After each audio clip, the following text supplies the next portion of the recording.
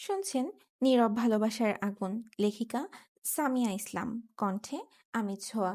নীরব ভালোবাসার আগুন, পর্ব ৩। বাড়ির পরিবেশটা ভীষণ গরম আর উত্তেজনায় ভরা। শিকদার বাড়ির সবাই আনন্দে আত্মহারা, কারণ শিকদার বাড়ির বড় ছেলে আজ 10 বছর পর নিজের বাড়িতে ফিরছে। এই খুশিতে কারো মুখে হাসি থামছে না। বেলা ঠিক 11টা 30 মিনিট। তখনই শিকদার বাড়ির গেট পেরিয়ে সাই সাই করে 4টা কালো মার্সিডিজ গাড়ি এসে বাড়ির সামনে থামলো। মুহূর্তের মধ্যে বাড়ির ভেতর থেকে হনহন করে সবাই বেরিয়ে এলো। সবার চোখে মুখে একটাই উত্তেজনা। শিকদার বাড়ির কর্তা মাহবুব শিকদার বাড়ির দরজায় দাঁড়িয়ে আছে, ছেলেকে দেখার অপেক্ষায়, চোখ দুটো ভীষণ উজ্জ্বল, বুকের ভেতর চাপা উত্তেজনা। ঠিক তখনই গাড়ির দরজা খুলে বেরিয়ে এলো এক সুদর্শন পুরুষ। কালো শার্ট, কালো প্যান্ট, তার উপর কালো ব্লেজার, চোখে কালো সানগ্লাস, পায়ে দামি বেরলুটি জুতা, চুলগুলো সিল্কি টাইপের, গায়ের রং দবদবে সাদা, লম্বায় প্রায় 6 ফুট, মুখে হালকা চাপদাড়ি। পুরো চেহারায় এক ধরনের ভয়ঙ্কর আকর্ষণ, দেখতে মারাত্মক সুদর্শন। মাহবুব শিকদার এক দৃষ্টিতে তাকিয়ে থাকেন, বুঝে ফেলেন এটাই তার ছেলে। এত পরিবর্তন হয়ে গেছে যে আগের সেই হ্যাংলা পাতলা ছেলেটাকে আর খুঁজে পাওয়া যায় না। অন্য গাড়িগুলো থেকে একে একে নামতে থাকে অনেকগুলো বডিগার্ড, হাতে হাতে অসংখ্য লাগেজ। একের পর এক গাড়ি থেকে লাগেজ নামানো হচ্ছে। সবকিছু পেরিয়ে ধীরে ধীরে শিকদার বাড়ির দিকে পা বাড়ায় শিকদার বাড়ির একমাত্র ছেলে মেহেরান শিকদার। সামনে গিয়ে নিজের বাবাকে আলতো করে জড়িয়ে ধরে। কোনো কথা নেই, শুধু এক মুহূর্তের নীরবতা। তারপর বাপ ছেলে একসাথে বাড়ির ভেতর ঢুকে পড়ে। পেছন পেছন বডিগার্ডরা লাগেজগুলো নিয়ে একে একে বাড়ির ভেতর ঢুকতে থাকে। শিকদার বাড়ির ভেতরে ঢুকে চারিদিকে একবার চোখ বুলালো মেহেরান। আগের চেনা বাড়িটার সঙ্গে এখনকার বাড়ির পার্থক্য চোখে পড়ার মতো। সবকিছু আগের চেয়ে অনেক বেশি বদলে গেছে। চারদিকে তাকালে শুধু ঝকঝকে আর জলজল করছে সব ফার্নিচার। চকচকে সাদা মার্বেলের মেঝে, ছাদ থেকে ঝুলে থাকা ঝাড়বাতির নরম আলোয় পুরো ঘরটা আলোকিত। দামি কাঠের পালিশ করা সোফা সেট, বড় বড় কাচের জানালা, দেয়ালে ঝোলানো বিদেশি নকশার পেইন্টিং, আর নিখুঁত সাজানো শোপিসগুলো মিলিয়ে বাড়িটা যেন একেবারে রাজকীয়। চারদিকে শুধু আভিজাত্য আর বড়লোকির ছাপ। মেহরান এগিয়ে গিয়ে ড্রয়িং রুমের সোফায় বসলো। তার পাশে এসে বসলেন বাবা মাহবুব শিকদার। কিছুক্ষণ নীরবতা ভর করে থাকলো ঘরে। ঠিক তখনই কিচেন রুম থেকে বেরিয়ে এলো রোজিনা শিকদার। এত বছর পর নিজের ছেলেকে চোখের সামনে দেখে আর নিজেকে সামলাতে পারলেন না, চোখ ভরে পানি এসে গেল। পর মুহূর্তেই ছেলেকে জড়িয়ে ধরে হাউমাউ করে কাঁদতে শুরু করলেন। মায়ের কান্না দেখে মেহরান শান্ত গলায় বলল, আম্মু শান্ত হও, আমি তো এসেই গেছি, এখনই কান্না থামাও। না হলে সত্যি সত্যি আমি কিন্তু এখন আবার নরওয়েতে ব্যাক করব। ভালো করেই জানো তোমরা আমি যা বলি তাই করি। এমন সময় কোথা থেকে দৌড়ে এলো 4 কিংবা 5 বছরের একটা বাচ্চা। ছোট ছোট পায়ে ছুটে এসে হুট করে মেহেরানকে জড়িয়ে ধরলো।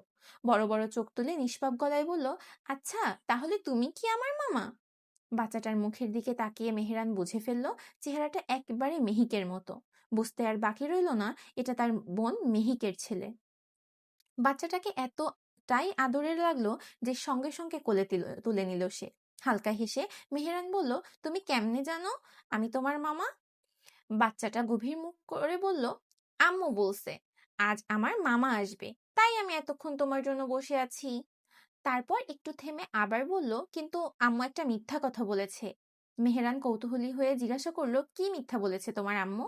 বাচ্চাটা নাক কুচকে বলল, বলছে মামার সাথে বেশি দুষ্টামি করবা না, মামা নাকি অনেক রাগী, বেশি দুষ্টামি করলে বকা দিবে, আবার মাইরও দিবে। একটু পর আবার বলল, আরো বলছে তুমি নাকি অনেক ভালো, আবার একটু পচাও। এই কথা বলেই সে খিলখিল করে হাসতে লাগলো। আবার হেসে বলল, কিন্তু মামা আমি তো এখন দেখতেছি তুমি একদমই রাগী না।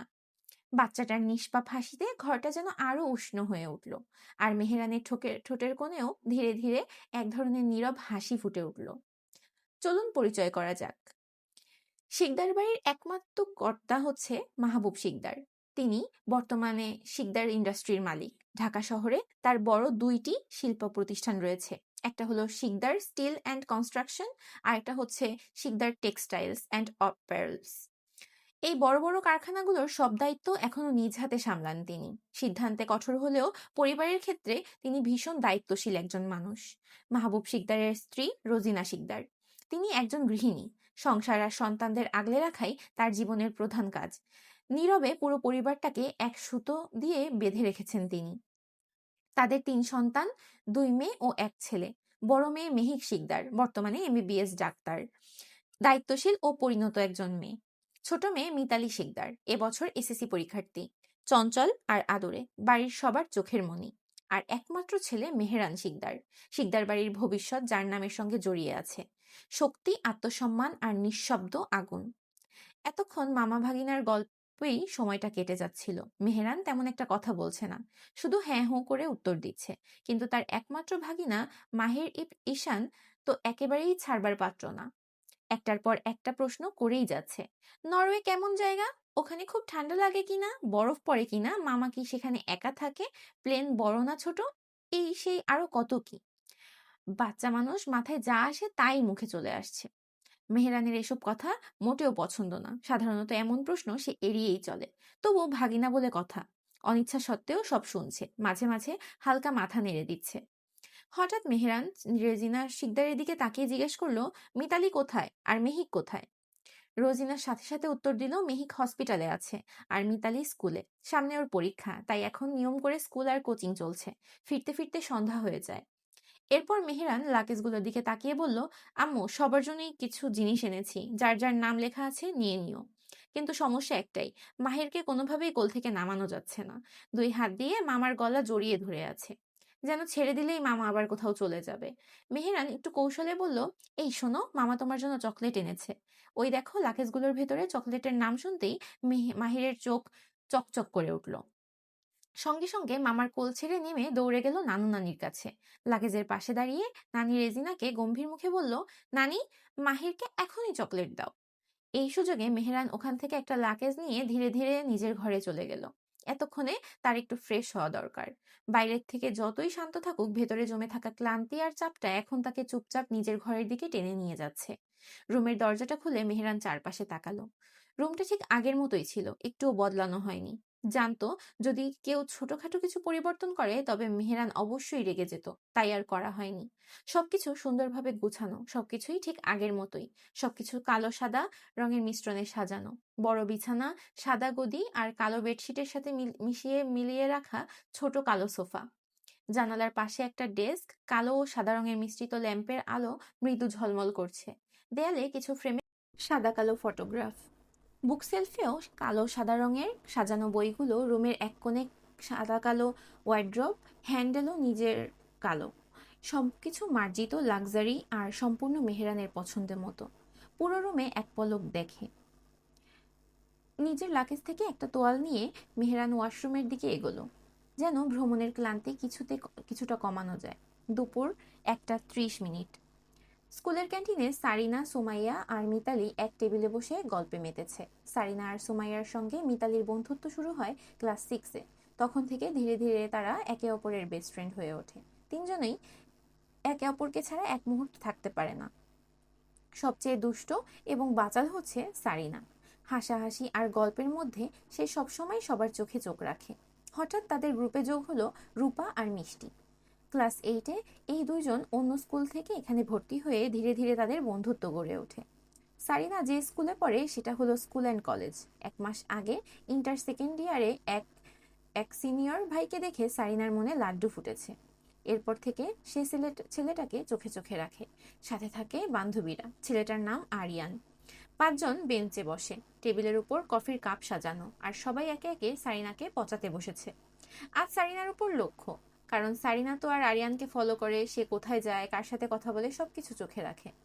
মিষ্টি বলে উঠলো, কিরে, আজকে তোর আরিয়ানের দেখা পেয়েছিস নাকি? সারিনা একটু মন খারাপের ভান করে বলে, না রে, আজকে আমার আরিয়ান বয়ফ্রেন্ড আসে নাই। রূপা চট করে ঠাট্টা মারলো, মাগো মা, এত এখনো পোলার সাথে সামনাসামনি কথাই বলতে পারলি না? ছেলে তোকে পছন্দ করে কিনা সেটাও এখনো জানলি না, আর তুই বয়ফ্রেন্ড বানিয়ে বসে আছিস? মিতালি হেসে বলল, মনে হয় জেগে জেগে স্বপ্ন দেখে সারিনা। মিষ্টি বলে উঠলো, আল্লাহ জানে, মনে হয় মনে মনে বাসরও সেরে ফেলেছে। সবাই একসাথে খিলখিল করে হেসে উঠল। সারিনা হেসে বলল, এগুলো কি বলিস? বাসর কি? আমি এখনো জানি না। মিষ্টি হেসে কাঁধে কাঁধ রাখলো। আইসে ইনোসেন্ট সাজতে। শুনে রাখো ম্যাডাম, অ্যাটলিস্ট আমাদের সামনে তুমি ইনোসেন্ট সাজবা না, কারণ আমরা জানি তুই তো বাসর সম্পর্কে পিএইচডি করে ফেলেছিস। সুমাইয়া চট করে বলল, যাহ দুষ্টু ওরা, আমার ভোলা ভালা ইনোসেন্ট বোনটাকে তোরা এগুলো কি বলিস? মিতালি হেসে যোগ করলো, হ্যাঁ, তার কারণেই তো ছেলেদের সঙ্গে কথা হতে না হতে বয়ফ্রেন্ড বানিয়ে ফেলেছে। সুমাইয়া বলল, ছেলের সঙ্গে কথা বলতে পারলে একদিন সারিনার বয়ফ্রেন্ড হবে আরিয়ান। রূপা বলে, বয়ফ্রেন্ড হবে এমনও তো হতে পারে, ছেলের আগে থেকেই গার্লফ্রেন্ড আছে, বউ আছে, বাচ্চা আছে। সারিনা তৎক্ষণাৎ কাঁধ উঁচু করে বলল, এটা হতে পারে না, আরিয়ান সিঙ্গেল। এই কথা শুনে সবাই একসাথে হা হা করে হেসে উঠল। কেউ টেবিল ধাক্কা মারতে লাগলো, কেউ কফির কাপ হাতে নিলেও হাসি থামাতে পারলো না। সারিনা লজ্জা আর গোঁফ ছুঁড়ে হাসি মিশিয়ে একটু চুপচাপ হয়ে গেল, আর পাঁচজন আরো বেশি খোঁচা মারতে লাগলো।